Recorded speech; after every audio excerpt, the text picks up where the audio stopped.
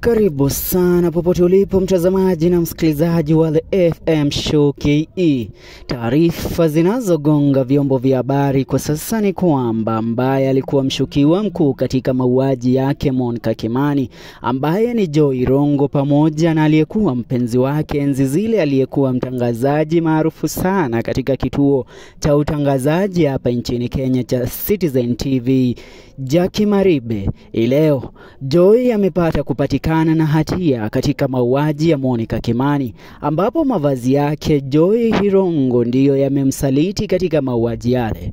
Maafisa wa polisi na wapelelezi kutokea katika kitengo cha DCI pamoja na ofisi ya DPP, Director of Public Prosecution, wameweza kutoa uamuzi wao wa mwisho na kupeleka mbele ya jaji ambaye ameweza kutoa hukumu hii akidai ya kwamba Joy amepatikana na hatua ya kuweza kumuua Monica Kimani aliyekuwa mfanyabiashara ambaye mara nyingi alifanya biashara zake kule katika nchi ya Sudani Kusini. Na leo inaaminika kwamba baada ya Joy kuweza kupatikana na hatia hii, hukumu yake kabisa itapata kutolewa tarehe 8 mwezi Machi, na hivyo maafisa wa polisi wamepata kuombwa kuendelea kumshikilia na kuendeleza uchunguzi dhidi kuendelea kupata kumshikilia, ndipo kuzuia kwamba Joy asije akapata kuepa kutoka nchini Kenya na kwenda mafichoni.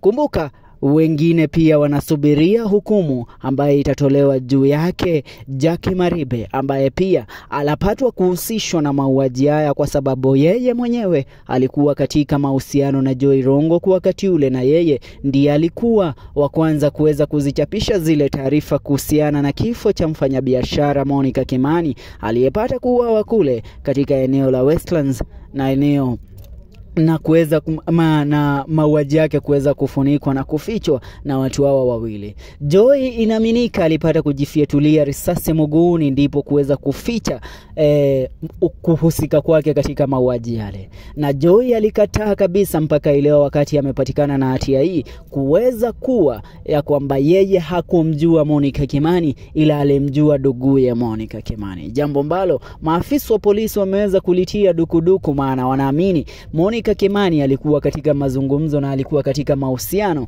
naye Joy Irongo, na Irongo wakati ule alikuwa akifanya kazi kama private bodyguard katika kampuni tofauti hapa nchini Kenya. Alikuwa akifanya na some of the most elite forces. Alikuwa ni mtu ambaye alipenda raha sana, hata picha zake kwenye mitandao ya kijamii mara nyingi zilikuwa zikimsaliti Joy Irongo. Na kwa sasa tunaendeleza uchunguzi na kupata kujua haswa hukumu yake Jackie Maribe nayo ni gani. Kumbuka hawa wawili hukumu yao ilikuwa itolewe takriban wiki 2 ambazo zimepita, hivyo Jackie akaweza kutuma barua na kudai kwamba yeye ni mgonjwa, hivyo hataweza kufika mahakamani, na hii kesi ikapata kuahirishwa mpaka kupelekwa mwezi Oktoba, lakini mwezi Machi, lakini jaji akaweza kuharakisha ndipo hukumu itolewe mapema. Kwa sasa taarifa zinaendelea, uchunguzi unaendelea, na wengi wapo katika runinga zao wakiendelea kujitazamia, ila nakwambia